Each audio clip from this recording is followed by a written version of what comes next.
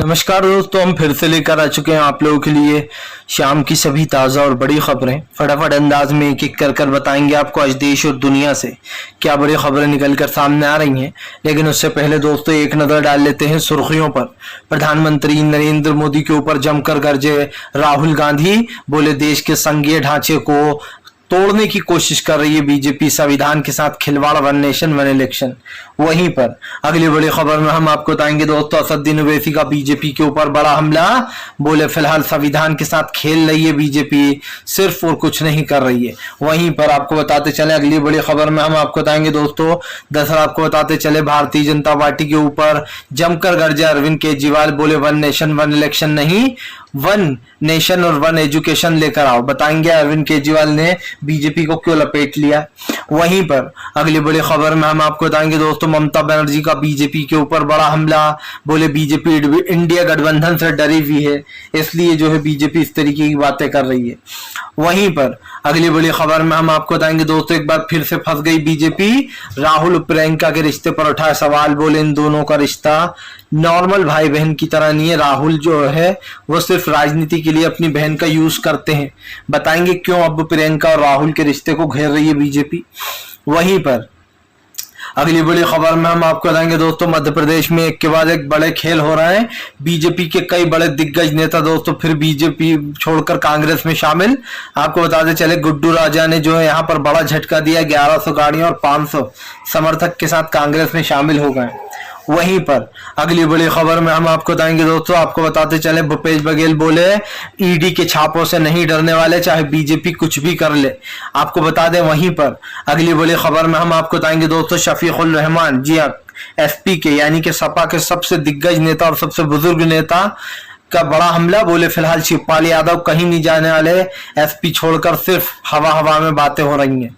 वहीं पर दोस्तों वसुंधरा राजे और जो है गौरव गोगोई की मुलाकात के बाद फोटो वायरल होने के बाद बीजेपी में मचा हड़कंप। बताया जा रहा है अशोक गहलोत बीजेपी के साथ खेल कर सकते हैं, पूर्व सीएम वसुंधरा राजे को अपने पाले में ला सकते हैं, इसके बारे में भी बताएंगे। तो सारी खबरें फटाफट अंदाज में दे देंगे, एक एक कर देंगे। फिलहाल खैर चलिए बढ़ते हैं सबसे पहली और सबसे बड़ी खबर की ओर। दरअसल दोस्तों आपको बताते चले दोस्तों भारतीय जनता पार्टी को लगा बड़ा झटका। जी आपको बताते चले भारतीय जनता पार्टी के खिलाफ जो है पूरी तरीके से एंग्री हो गए हैं असदुद्दीन ओवैसी। ओवैसी ने बीजेपी के ऊपर हमला बोलते हुए कहा कि बीजेपी देश के संघीय ढांचे को खत्म करने का काम कर रही है। असदुद्दीन ओवैसी ने कहा कि बीजेपी देश के संविधान के साथ खिलवाड़ करना चाहती है, इसीलिए वो वन नेशन और वन इलेक्शन लेकर आई है। हालांकि ओवैसी ने यह भी कहा कि यह हलवा खाने जितना आसान नहीं है, वन नेशन वन इलेक्शन इतनी जल्दी लागू हो ही नहीं सकता है। दोस्तों आप समझिए बीजेपी के कई नेता ये बयानबाजी करने लगे हैं कि देश का जो पैसा है इससे वो सारा पैसा सेव होगा, बचेगा। लेकिन आप समझिए दोस्तों देश का पैसा तो अडानी और अंबानी के पास जा रहा है। पैसा तो यूं भी खर्च हो या ना हो, पैसा तो आप लोग जो है यहाँ पर पूंजीपतियों में लगा रहा है। सवाल ये है दोस्तों कि वन नेशन वन इलेक्शन पर राजनीति हो क्यों रही है। आप लिख के ले लीजिए, वन नेशन वन इलेक्शन भी वैसा ही है दोस्तों जैसा भी कुछ दिन पहले यूनिफॉर्म सिविल कोड का खूब जिक्र हुआ। बीजेपी ने खूब जो है वो लूटी, क्या बोलते हैं हवाई, सबने सवाल उठाया कि जो है यूनिफॉर्म सिविल कोड नहीं लाने देंगे। लेकिन दोस्तों किसी ने ये नहीं सोचा था कि जो कपिल सिब्बल कह रहा है वही सही निकलेगा। सिर्फ यूनिफॉर्म सिविल कोड का शगुफा इसलिए छोड़ा गया था ताकि चुनाव में और जो मीटिंगें हो रही थी विपक्ष की उसको जो है यहाँ पर दबाया जा सके। ऐसे ही अब ये वाली मीटिंग हुई विपक्ष की तो बीजेपी ने एक और नया शगुफा छोड़ दिया वन नेशन वन इलेक्शन का। ये सिर्फ दोस्तों बीजेपी की चालबाजी है ताकि जो सुर्खियां बटोर रही हैं विपक्ष की नेता की बैठकें उनको दबाया जा सके, इसीलिए बीजेपी की ये चाल है। आप लिख के ले लीजिए, वन नेशन वन इलेक्शन किसी भी हाल में लागू हो ही नहीं सकता है। इसलिए नहीं हो सकता है दोस्तों इतनी जल्दी है, पहला तो ये कि ये संविधान के अंडर आता नहीं है। दूसरा अगर ये लागू भी होगा दोस्तों तो ये 2024 तक लागू हो ही नहीं सकता है, क्योंकि जाहिर सी बात है कई राज्यों के इलेक्शन हो चुके हैं, कई राज्यों में सरकार बन चुकी है कांग्रेस की, कई राज्यों में बीजेपी की सरकार है। तो वन नेशन वन इलेक्शन का तो कोई सवाल उठता ही नहीं है। सवाल ये जरूर है दोस्तों कि भारतीय जनता पार्टी को एक बड़ा झटका यहाँ पर लग सकता है, क्योंकि वन नेशन वन इलेक्शन भी जो है सेम टू सेम वही है जो अभी कुछ दिन पहले दोस्तों यूनिफॉर्म सिविल कोड था। और ये मैं आपसे क्यों कह रहा हूं बार बार, क्योंकि आप भी जानते हैं कि मैं बिल्कुल सही बात कर रहा हूं। फिलहाल चलिए बढ़ते हैं एक और अगली बिग ब्रेकिंग की तरफ।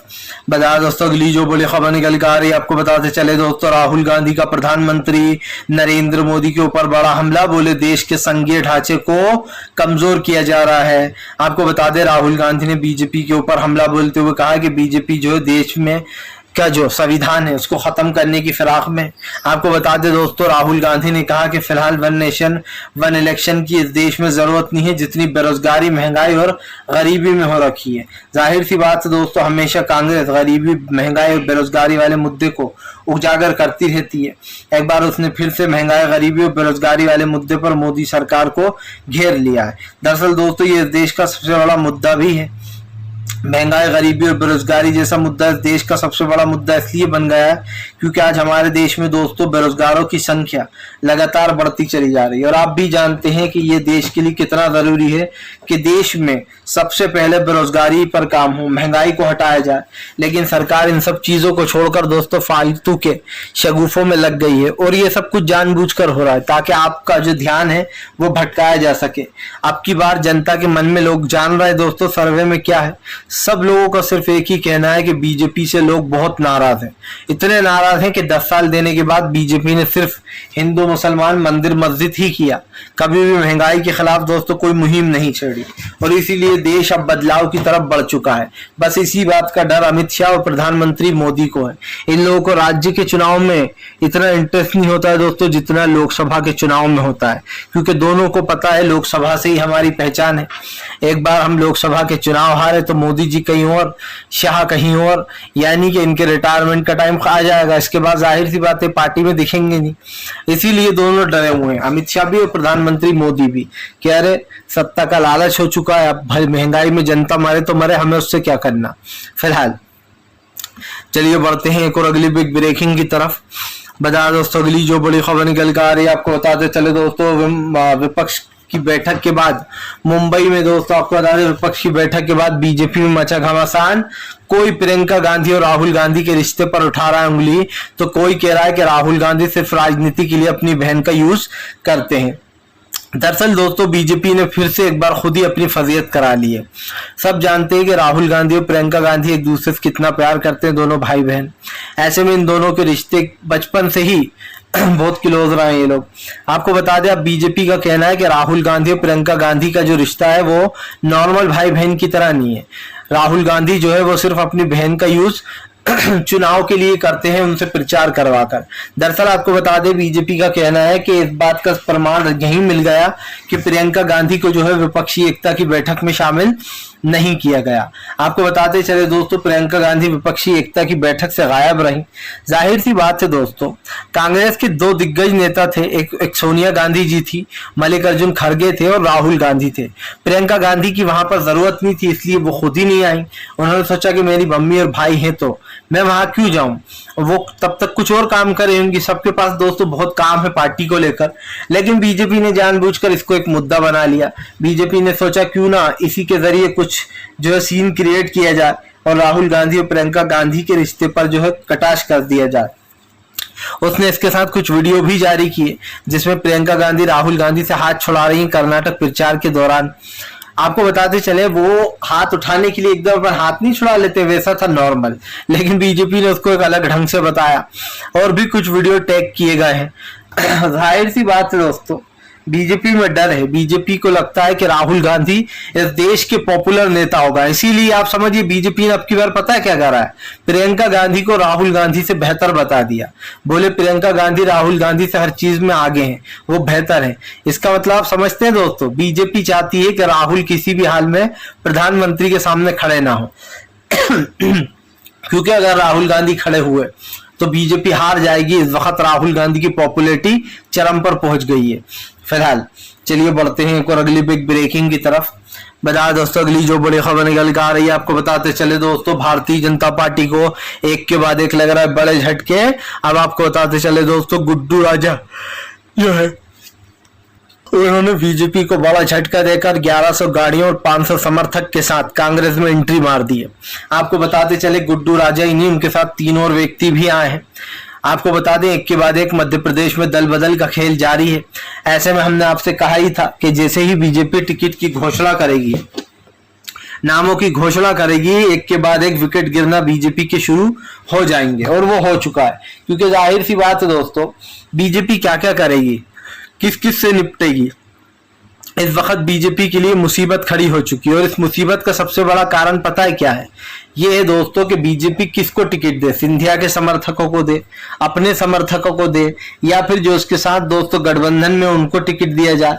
ऐसे में बीजेपी बुरी तरीके से फंसी हुई टिकट बंटवारे को लेकर। यही कारण है जो टिकट बंटवारे को लेकर बीजेपी में भगदड़ मच गई है। और एक चीज तो साफ है दोस्तों कि भारतीय जनता पार्टी को टिकट बंटवारे को लेकर कहीं ना कहीं बीजेपी में ये जो एक तरीके की वो पड़ चुकी है दरार, इसको लेकर बीजेपी समझ नहीं पा रही है कि आने वाले समय में बीजेपी के साथ होने क्या वाला है। प्रधानमंत्री से लेकर तो बीजेपी के नेताओं तक में दोस्तों डर है। ऐसे में एक चीज साफ हो चुकी है कि भारतीय जनता पार्टी को दोस्तों आने वाला समय खतरनाक दिखाई दे रहा है, क्योंकि बीजेपी को दोस्तों एक बात तय हो चुकी है कि मध्य प्रदेश में कांग्रेस की ही सरकार आ रही है। फिलहाल चलिए बढ़ते हैं एक और अगली बिग ब्रेकिंग की तरफ। बता दोस्तों अगली जो बड़ी खबर निकल कर आ रही है आपको बताते चले दोस्तों, बीजेपी के ऊपर जमकर गरजे अरविंद केजरीवाल। बोले बीजेपी को देश में अगर कुछ लाना ही है तो वो वन नेशन वन एजुकेशन लेकर आए। आपको बताते चले अरविंद केजरीवाल हमेशा दोस्तों अपनी राजनीति को पढ़ाई लिखाई पर ही बेस्ड रखते हैं। वो हमेशा पढ़ाई लिखाई पर मोदी सरकार को घेरते हैं। अब उन्होंने फिर से एक बार बीजेपी के ऊपर हमला बोल दिया है। आपको बताते चले सीधे सीधे हमला बोलते हुए उन्होंने कहा केजरीवाल ने कि सबसे पहले तो बीजेपी को जो है वो वन नेशन वन इलेक्शन पे नहीं बल्कि वन नेशन वन एजुकेशन पर बात करना चाहिए। आज हमारे देश में बेरोजगारी, महंगाई, गरीबी है। सही से शिक्षा ना मिलने के कारण कई बच्चे जो है यहाँ पर सही पढ़ नहीं पाते। आपको बताते चले उन्होंने सवाल उठाते हुए कहा कि फिलहाल भारतीय जनता पार्टी सिर्फ देश में सांप्रदायिकता और नफरत फैलाने का काम कर रही है। दोस्तों एक चीज तो साफ हो चुकी है कि बीजेपी देश के संविधान के साथ किस तरीके का खिलवाड़ कर रही है। लेकिन सवाल सिर्फ इतना सा नहीं है कि बीजेपी दोस्तों खिलवाड़ कर रही है, सवाल तो ये भी है कि आप देश के युवा के साथ खेल रहा हो, जो इस देश का भविष्य, जो आने वाले समय में दोस्तों देश में एक अपनी अलग पहचान बना सकता है। और भारतीय जनता पार्टी उन्हीं चीजों पर घिरी हुई है। क्या दोस्तों ये कहना गलत नहीं होगा कि बीजेपी ने सिर्फ देश में महंगाई, बेरोजगारी और गरीबी पर ही जोर दिया है, और आज जो हो रहा है वो तो सबको दिख ही रहा है। आज प्रधानमंत्री नरेंद्र मोदी हो या बीजेपी के दोस्तों कई नेता, वो लोग इस चीज से पल्ला झाड़ने का काम कर रहे हैं। उन्हें ऐसा लगता है कि वो जो भी कर रहे हैं वो सही है। लेकिन दोस्तों सच्चाई क्या है? सच्चाई तो यही है ना कि भारतीय जनता पार्टी दोस्तों आज देश के संविधान के खिलाफ हो चुकी है। और देश का संविधान जो है दोस्तों वो कहीं ना कहीं ये चीज याद दिला रहा है कि बीजेपी ने जो अब तक किया है वो दोस्तों उन गरीबों के साथ ही अत्याचार है जिन लोगों की हम बात करते हैं। फिलहाल चलिए बढ़ते हैं एक और अगली बिग ब्रेकिंग की तरफ। बता दोस्तों कांग्रेस करेगी, कांग्रेस क्या जो है राजस्थान में करने वाली है बीजेपी के साथ खेल। आखिरकार दोस्तों गौरव गोगोई और वसुंधरा राजे जो कि राजस्थान की पूर्व सीएम है, अब उनकी फोटो वायरल हो गई है दोस्तों। आपको बता दें कांग्रेस के तेज तर्रार नेता जो है यहाँ पर गौरव गोगोई, जो कि अभी कुछ दिन पहले ही अमित शाह से भिड़ गए थे जो है संसद में, अब वो दोस्तों उनकी पिक्चर एक वायरल हो रही है वसुंधरा राजे के साथ। कई पिक्चर, एक तो नहीं खैर 3-4 पिक्चर हैं जिसमें वसुंधरा राजे के साथ बैठकर वो बात कर रहा है। अब कयास लगाया जा रहा है कि वसुंधरा राजे बीजेपी को ठेंगा दिखा सकती हैं, क्योंकि अभी बीजेपी ने स्टार प्रचारक की लिस्ट से भी वसुंधरा राजे को गायब कर दिया था। जिसके बाद दोस्तों अब ये वो लग गए हैं कहीं ना कहीं कि क्या वसुंधरा राजे कांग्रेस में जा सकती हैं क्या। गोगोई ने एक राजनीतिक मुलाकात की है, क्योंकि आपको बताते चले दोस्तों गौरव गोगोई से मुलाकात के बाद ये चीज तो साफ हो गई है कि फिलहाल वसुंधरा राजे बीजेपी के साथ खेल कर सकती हैं। और ये खेल कोई ऐसा वैसा खेल नहीं होगा दोस्तों, आप समझ सकते हैं राजस्थान के चुनाव सर पर है। भारतीय जनता पार्टी को डर है कि उनके साथ जो है यहाँ पर कहीं उल्टा सीधा ना हो जाए, मतलब चुनाव में। और ऐसे में दोस्तों बीजेपी चुनाव हार भी सकती है, क्योंकि राजस्थान में अशोक गहलोत का दबदबा है। अशोक गहलोत ने जो स्कीमें चलाई हैं, जो लोगों के लिए वहां पर काम किया है, उससे लोग संतुष्ट हैं। लेकिन आने वाले वहां पर एक बात बता दें आपको, हर 5 साल में सरकार बदलने का रिवाज भी है। अब देखना ये होगा कि क्या अब की बार सारा रिवाज बदल देंगे अशोक गहलोत, क्योंकि गहलोत ने दोस्तों राजस्थान में काम अच्छे किए हैं और मैं चाहता हूं कि अशोक गहलोत की सरकार दोबारा रिपीट हो, क्योंकि कम से कम कुछ राज्य ऐसे हैं दोस्तों जो हिंदुत्व की चपेट में नहीं आ पाते। ज्यादा इसलिए नहीं आ पाते क्योंकि वहां पर कांग्रेस की सरकार है। अगर कांग्रेस की सरकारें ना हो तो वहां पर भी बीजेपी हिंदू मुसलमान करे, मुस्लिमों पर अत्याचार होने लगे।